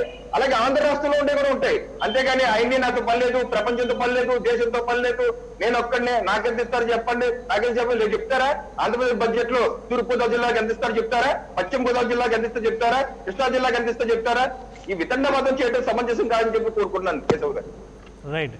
గోవిందరెడ్డి గారు మీరేమంటారు? ఇప్పుడు ఉన్నటువంటి పరిస్థితుల్లో ఆంధ్రప్రదేశ్ హామీల్ని నిలబెట్టుకోవడం అనే విషయాన్ని పక్కన పెడితే ఆంధ్రప్రదేశ్కి అంతకంటే ఎక్కువే చేసామని చెప్పని బీజేపీ నేతలు చెప్తున్నారు. అయితే అంటే ఇంకా ఆయన ఆలోచన విధానం, మా ఆలోచన విధానం. నేనేమంటానంటే ఇప్పుడు ఆయన ఏమంటున్నారు, మీరు కృష్ణా జిల్లాకి ఇంత ఇస్తారా, అనంతపురం జిల్లాకు ఇట్లా చెప్తారా అని. కానీ మన బడ్జెట్లో అదేనమాట, మనమంతా కూడా కాంప్రహెన్సివ్గా మనం ఎప్పుడైతే ఈ ప్లానర్స్ ఉంటారో, ఈ విశ్లేషణ చేస్తారో అంతా కూడా మొత్తం చూస్తాం ఓవరాల్ డెవలప్మెంట్గా. అందుకని ఏ ఒక్క జిల్లాను కూడా మనం కూడా నెగ్లెక్ట్ చేయడానికి కానీ, ఆ జిల్లాను వెనక పెట్టడం కానీ కుదరదు. మనం 13 జిల్లాల్లో కూడా మనం ఉన్నటువంటి ఆంధ్ర రాష్ట్ర బడ్జెట్ చూస్తే 1% అట్లో ఇట్లో జరుగుతూ ఉంటుంది. నేను కూడా ఆంధ్ర రాష్ట్రానికి మీరు తక్కిట పట్టుకొని ఇదంతా కూడా మనము పాపులేషన్ 5.8% ఉంది, లేకపోతే వైశాల్యము 5.1% ఉంది, నేను 5.1% మీరు తూచి ఇవ్వమని చెప్పడం లేదు. కానీ ఒక అవగాహన అంటే ఆ రాష్ట్రానికి మేము ఎక్స్పెక్ట్ చేస్తాము. భారతదేశంలో ఉన్నప్పుడు ఈ రాష్ట్రానికి కూడా ఏమొస్తున్నాయి ఈ ప్రాజెక్టులో. మీరు తమిళనాడుకు 1,00,000 కోట్ల రూపాయలు ఇచ్చి ఎలక్షన్ ఉందని చెప్పి ఆంధ్ర రాష్ట్రంలో మీరు ఏ ప్రాజెక్టు కూడా కొత్తగా ఇవ్వకపోతే, మీరంతా ఆన్గోయింగ్ ప్రాజెక్టులు ఇంతకుముందు చాలా ఇచ్చినామనంటే అదంతా కూడా అది కరెక్ట్, అది పద్ధతి కాదు. వారు కూడా ఒకసారి ఆత్మ పరిశీలన చేసుకోవాలి. ప్రతిసారి మీరు అంత బాగా చేస్తా ఉంటే ఆంధ్ర రాష్ట్ర ప్రజలు మీకు ఎందుకు ఓట్లేరు? 1% కూడా మిమ్మల్ని ఇవ్వడం లేదంటే, మీరు కాంగ్రెస్ వాళ్ళతో కలిసి రాష్ట్రాన్ని విభజన చేసినప్పుడు వద్దు కుయ్యోముర్రో అంటే మీ మీద నమ్మకం లేకనే కదా మిమ్మల్ని అంతా 1% కంటే తక్కువ ఓట్లు పెట్టింది. మేము ఇట్లే ఉంటాము, ఇట్లే చేస్తాము, మా ఇష్టం, మా ఇదే పద్ధతి అంటే మేము చేయగలిగేది ఏముంది? మేముండేది మా రాష్ట్ర బడ్జెట్లోనే మేము చేసుకుంటాము. మీరు ఇచ్చింది ఏదో తిట్టుకుంటానో అట్లో ఇట్లో ఏదో ఇచ్చింది డెవలప్ చేస్తూ ఉంటాం, అది కాదు. కానీ మేము అడుగుతాము, ఈ రాష్ట్రంలో 5,80,00,000 మంది జనాభా ఉన్నాము, 5% పైగా ఏరియా ఉంది, మాకంతా కొన్ని ఇబ్బందులు ఉన్నాయి. ఈ రాష్ట్రాన్ని వద్దు కుయ్యో మరో అంటే మీరు విభజించినారు. ఆ విభజన కూడా ఎంత గందరగోళంలో మీరు చేసినారు. అంటే బీజేపీ వాళ్ళు ఎప్పుడు చెప్పుకుంటా ఉంటారు, మేము 3 రాష్ట్రాలను ఎట్లా విభజించినాము, ఈ కాంగ్రెస్ వాళ్ళు ఒక్క రాష్ట్రాన్ని విభజిస్తే ఏ విధంగా విభజించినారు, అవన్నీ మైకులు లేకుండా తలుపులేసి విభజించినారు, అంత అందరి కన్సెంట్ తీసుకోకుండా చేసినారని. ఇదంతా చరిత్ర కదా. మీరు కాంగ్రెస్ వాళ్ళనే మీరు కూడా వెళ్ళిపోతూ మీరేమో అధికారంలో ఉండి అని చెప్పి ఏదో ఒకటి మీరు మీ కన్వీనియంట్ గా మాట్లాడుతూ ఉంటే మిమ్మల్ని ప్రజలను ఏ విధంగా నమ్మాలి? ప్రజాస్వామ్యంలో నేనంటే ఒక పార్టీ తరఫున మాట్లాడినా కూడా ప్రజలు మిమ్మల్ని ఎంతవరకు మీరు చెప్పేటువంటి విధానాన్ని అంగీకరిస్తారు, ముందుకు తీసుకుపోతారనేది ఆత్మ పరిశీలన చేసుకోవాలి బీజేపీ ప్రతినిధి. రైట్ బాబ్జీ గారు, మీరు ఏమంటారు? ఎన్నికలకి సంబంధించి ప్రతిసారి బడ్జెట్లో వచ్చినప్పుడల్లా ఎన్నికలు ఉన్న రాష్ట్రానికి కేటాయింపులు చేశారు, ఎన్నికలు ఉన్న రాష్ట్రానికి ప్రాధాన్యం, ఈ చర్చలన్నీ జరుగుతున్నాయి. వీటన్నిటికీ ఫుల్ స్టాప్ పెట్టేలాగా ఈ మధ్యకాలంలో జమిలీ ఎన్నికల నినాదం అనేది ఒకటి వస్తుంది. ఒకేసారి ఎన్నికలు జరిగితే ఇలాంటి సమస్యలు రావంటారా ఇక మీదట? ఇప్పుడు ఆంధ్రప్రదేశ్లోని మనకి మరి తెలంగాణలో జరిగిన ఎప్పటికీ బియ్యాన్ని మాత్రం కాదు, జమరీ ఎన్నికలు జరిగిపోయినంత మాత్రాన దేశంలో మార్పులు రావాలి, ఎలక్ట్రల్ సిస్టమ్ లో మార్పు రావాలి, దామాషా ఎన్నికలు రావాలి, ముఖ్యమంత్రికి ప్రధానమంత్రికి డైరెక్ట్ ఎలక్షన్ జరగాలి, ఒక బ్రహ్మాండమైన చరిష్మా ఉన్నటువంటి నరేంద్ర మోడీ గారు డైరెక్ట్ గా ఎన్నికలు అయ్యే అవకాశం వస్తే చాలా గొప్ప విషయం. దేశంలో మార్పులు అట్లా వస్తాయి. జమిలీ ఎన్నికలు వచ్చినట్టు చాలా రాష్ట్రాల్లో జమిలీ ఎన్నికలు జరుగుతున్నాయి. జరుగుతుంటే ఇప్పుడు మనం చూడండి, 2014లో జమిలీ ఎన్నికలు కాదమ్మంది, 2019లో జమిలీ ఎన్నిక కాదమ్మంది. మరి జమిలీ ఎన్నికల్లో ఏం మారిపోయింది రాష్ట్రంలో? కాబట్టి అదేం కాదు. మనం కోరుతున్నది ఏంటంటే దామాషా నిష్పత్తితో బడ్జెట్ లో మనకు కావాల్సినటువంటి అలిగేషన్స్ కావాలని చెప్పి మనం కోరం. ఇందాక వారు బీజేపీ ప్రతినిధి గారు చాలా కోపంగా మాట్లాడుతున్నారు. అది కాదు, వాస్తవాలు కొద్దిగా మనం పరిగణలోకి తీసుకోవాల్సిందే. ఎవరైనా ప్రజాస్వామ్య వ్యవస్థలో పనిచేసే ప్రభుత్వాన్ని ఎవరు కూడా పక్కన పెట్టరు. పనిచేస్తే గ్యారంటీగా మనం మద్దతు తీసుకుంటారు, గ్యారంటీగా. ఇప్పుడు ఈ రోజు నరేంద్ర మోడీ గారికి దేశవ్యాప్తంగా గొప్ప ఆదరణ జరుగుతూ ఇక్కడ ఒక్క దగ్గర మనం ఆంధ్రప్రదేశ్ రాష్ట్రంలోకి వచ్చేటప్పటికి మనం ఎందుకు ప్రశ్నించగలుగుతున్నాం? మనం చెప్పాం, దేశం అంటే మట్టి కాదు, దేశం అంటే మనసులో ఆయన గురజాడ రాసిన పద్యాన్ని ఆయన మాట్లాడుతూ ఆ రోజు వ్యాక్సిన్ రిలీజ్ చేసేటప్పటికి ఈ దేశంలో నేనే మొట్టమొదటిగా ఆంధ్రప్రదేశ్ రాష్ట్రంలో రెస్పాండ్ అయ్యింది. మా గురజాడ మన తెలుగు మాట, తెలుగు ప్రపంచ దేశాలకు గర్వపడే ఒక తెలుగు రచయిత రాసినటువంటి మాట ఆయన ఏమని ఉటంకించి మాట్లాడితే పొంగిపోయారు. ఈ రోజు మనం ఏమంటున్నామంటే మా ప్రధాన రాజకీయ పార్టీలు వైఫల్యం చెందాయి ఆంధ్రప్రదేశ్ లో. అవకాశం ఏదైనా ఉంటే బీజేపీ పార్టీకి మంచి అవకాశం ఉంది. అవకాశం ఉంటే వీళ్ళని ఆడిస్తున్నారనే అభిప్రాయం ప్రజలకు వెళ్ళిపోతున్నప్పుడు వాళ్ళ చేతిలో ఉన్న అవకాశాన్ని వాళ్ళు మనకి ఆంధ్రప్రదేశ్ రాష్ట్రం పైన చేయకపోతే అది ఎన్ని మాట్లాడినా వాస్తవాలు రైల్వే జోన్ విషయంలోని నేను ఒక మాట అడుగుతాను. రాష్ట్రంలోని మనం ఆంధ్ర బ్యాంక్ పెట్టుకున్నాం. ఆంధ్ర బ్యాంకును మూసేస్తే రాష్ట్రంలో ఎందుకు తిరుగుబాటు చేయలేదు?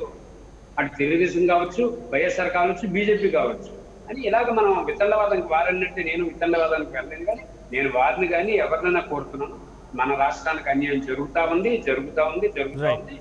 దీన్ని ఎవరైతే అన్యాయం నుంచి పక్కన పెట్టేస్తారో, అన్యాయం జరగకుండా ఆదుకుంటారో వాళ్ళ పట్ల జనం ఉంటారన్నదే నేను చాలా విశ్వసిస్తున్నాను. కేశవ్ గారు, రైట్. రవికిరణ్ గారు, ప్రధానంగా బడ్జెట్ మీద వస్తున్నటువంటి ప్రధానమైన విమర్శలు రెండు. ఒకటి, ఎన్నికల బడ్జెట్గా మార్చేశారు, ఏ రాష్ట్రాల్లో ఎన్నికలు ఉన్నాయో ఆ రాష్ట్రాల వైపు మొగ్గు చూపుతున్నారు అనేది ఒకటైతే, రెండో వైపు నుంచి రైతులకు సంబంధించి సరైన స్పష్టమైన 2-3 రోజుల క్రితం ప్రధానమంత్రి అఖిలపక్ష సమావేశం సందర్భంలో కూడా రైతు ఉద్యమాలను దృష్టిలో పెట్టుకుని ఈసారి బడ్జెట్లో రైతులకు అద్భుతమైనటువంటి ప్రాధాన్యం ఉంటుందన్నారు.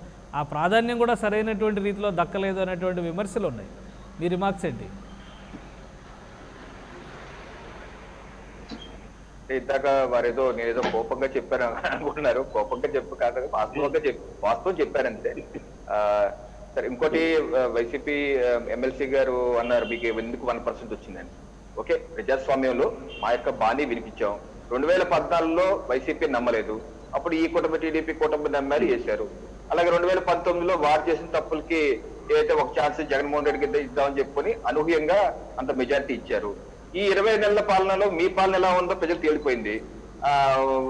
ఏదైతే పెనం మీద నుంచి పొయ్యిలో పడ్డట్టు ప్రజలు ఫీల్ అవుతున్నారు. సో బళ్ళు ఓడవటానికి ఎంతోసేపు పట్టదండి. సో అది 2024 వచ్చేసరికి ఏ రకంగా మారుతుందో అధికారం శాశ్వతం కాదు, ఎప్పుడు ఎలా మారుతుందో దైవాధీనం ప్రజలు నిర్ణయిస్తారు.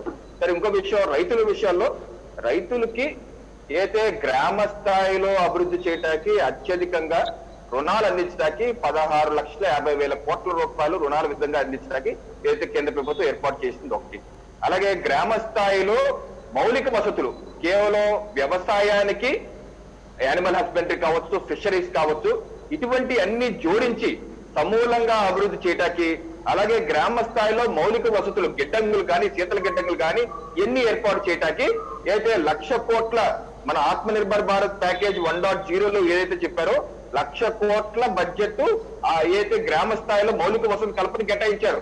అందుకనే కదా ఈ రోజు ఈ రాష్ట్రంలో మండలాల వారీగా శీతల గిడ్డంగులు రాబోతున్నాయి. ఆల్రెడీ రాష్ట్ర ప్రభుత్వం ఆ యొక్క నివేదిక ప్రిపేర్ చేసింది, కేంద్ర ప్రభుత్వం ఆమోదించింది. కేంద్ర ప్రభుత్వ నిధులతోనే వచ్చే సంవత్సర కాలంలో మనం చూడబోతున్నాం ప్రతి రాష్ట్రంలోనూ, ప్రతి మండలంలోనూ మనకి శీతల గిడ్డంగులు లేకపోతే ఈ స్టోరేజ్ ఏర్పాట్లు ఉండబోతున్నాయి. అలాగే ఏదైతే వ్యవసాయ రంగంతో పాటు అనుసంధానమైన ఫిషరీస్ కూడా అభివృద్ధికి ఏదైతే వైజాగ్ లో కొత్తగా fisheries modernise port, fisheries port modernise చేస్తా అంటంతో పాటు 8 ఫిషింగ్ హార్బర్లు అభివృద్ధి చేస్తున్నారు 3,000 కోట్ల రూపాయలతో. దానికి ఆల్రెడీ ఇందాక చెప్పాను మీకు, అక్టోబర్ మాసంలోనే శంకుస్థాపన కూడా జరిగింది, ఆ వర్కులు జరుగుతున్నాయి. సో వ్యవసాయ రంగానికి, అలాగే వ్యవసాయంలో ఎంఎస్పీ గురించి కూడా చెప్పారు. గతంలో 2013-14 ఏ రకంగా ప్రొక్యూర్మెంట్ జరిగింది, వీటి కావచ్చు, రైస్ కావచ్చు, ఇప్పుడు ఏ రకంగా ప్రొక్యూర్ జరిగింది, 1.5 రెట్లు పెరిగినాయి కేశవ్ గారు. అలాగే పల్సెస్ అయితే సుమారు 40 రెట్లు పెరిగాయి. ఆ రకంగా ఎంఎస్పీ అలాగే ఉంటుంది, కొనుగోలు చేయడం జరుగుతుంది అని పూర్తిగా హామీ కూడా ఇవ్వడం జరిగింది.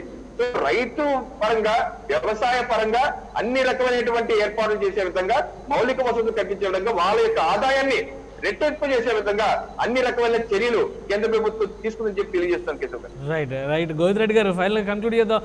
ఆత్మనిర్భర్ భారత్ అన్నారు, ఈ బడ్జెట్తో ఆత్మనిర్భర్ భారత్ అలానే నెగిటివ్ గ్రోత్ రేట్ నుంచి పాజిటివ్ గ్రోత్ రేట్లోకి వెళ్ళేటువంటి అవకాశాలు కనిపిస్తున్నాయా? మీ విశ్లేషణ ఏంటి? అదే అంటే మొత్తము ఈ బడ్జెట్ కేవలం ఇది ఒక రాజకీయ, అంటే రేపు పొద్దున వచ్చే ఎన్నికల బడ్జెట్కు దగ్గరగా ఉంది. వాళ్ళు ఏ రాష్ట్రంలో ఇప్పటి వరకు కూడా ట్రెండ్ ఆ విధంగానే ఉంది. కాబట్టి అదేవిధంగా ఆంధ్ర రాష్ట్రంలో ఇప్పుడు ఆయన ఫిషరీ హార్బర్, అది ఫిషరీస్ ఒక హార్బర్ అక్కడ పెడతామన్నారు. మేము అక్కడ 8 ప్రపోజ్ చేసినాం మన ఆంధ్ర రాష్ట్రానికే. కాబట్టి మా డెవలప్మెంట్ మోడల్ చాలా చాలా ఫాస్ట్గా ఉంది. కానీ మనకు వచ్చేటువంటి ఆ రేషియో కరెక్ట్గా లేదని మళ్ళీ చెప్తున్నాం.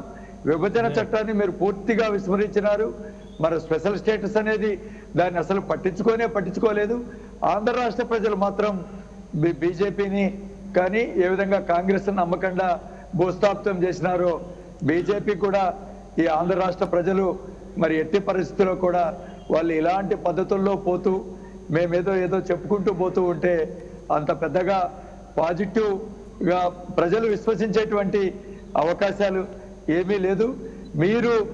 మీరందరూ కూడా ఈ బడ్జెట్ కూడా మీరు చెప్తున్నారు, కానీ మీరు రియల్గా ఏ విధంగా ఎంతెంత మీరు నిజానికి కేటాయిస్తారు, నిజానికి ఎంత డెవలప్మెంట్ చేస్తారనేది బడ్జెట్లో ఫిగర్స్ ఒకటి, నిజానికి యాక్చువల్గా ఎంత మనం కేటాయిస్తున్నాం అనేటువంటి దాంట్లో కూడా పెద్ద ఎత్తున అనేక మార్పులు జరుగుతూ ఉన్నాయి. మీరు మాత్రం డీజిల్ ఇప్పుడు మళ్ళా మీరు ఏం చేస్తున్నారు, చెస్ అని పెడుతున్నారు. ట్యాక్సులు 10% తగ్గితే దాని మీద అందరికీ అది అంటే ట్యాక్సులు ఉంటే కన్నా డెవల్యూషన్ ఆఫ్ పవర్స్ లో ఆ 41% రాష్ట్రాలకు వస్తాయి. మీరు కన్వీనియంట్ గా ఏం చేస్తున్నారు, ట్యాక్స్ తగ్గిస్తున్నారు, మీరు మాత్రం చెస్సులు పెంచుతున్నారు. అదంతా కూడా కేంద్రానికి మాత్రమే ఆ డబ్బులన్నీ తీసుకుంటున్నారు. మీరు ఆ విధంగా రాష్ట్రాలకు ఇంకొక విధంగా కూడా అన్యాయం చేస్తున్నారు. అదేవిధంగా డీజిల్ లాంటి విషయంలో ఇప్పుడు కూడా మళ్ళీ ₹2, ₹2.5 మీరు ట్యాక్స్ విధిస్తూ ఉన్నారు. కాబట్టి అన్ని విధాలుగా నడ్డి విరిచే కార్యక్రమాలు కూడా మీరు చేస్తున్నారు. బీజేపీ వాళ్ళు కూడా ఆత్మవిమర్శ చేస్తున్నారు. ఏది ఏమైనా కూడా ఆంధ్ర రాష్ట్రానికి మాత్రం మొండి చేయి చూపించినారు అని చెప్పి మేము ఈ రాష్ట్రంలో అధికార పార్టీగా మేము పూర్తిగా భావిస్తున్నాం.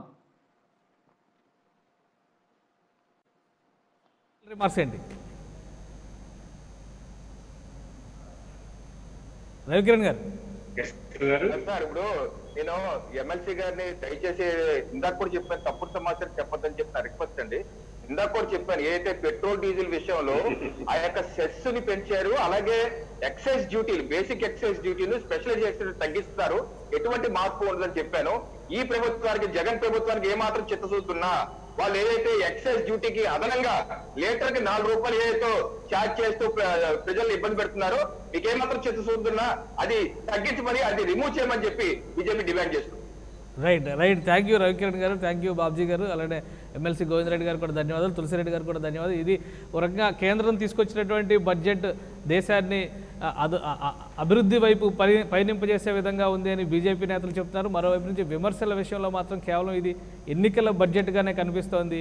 అవసరమైన చోట ఉన్నటువంటి రాష్ట్రాల్లో మాత్రమే తాయిలాలు ఇస్తూ మిగతా వాటిని కేర్ చేసేటువంటి పరిస్థితి లేదు అనేటువంటి వాదన వినిపిస్తుంది. ఇది ఇవాళ ప్రైమ్ డిబేట్. Keep watching.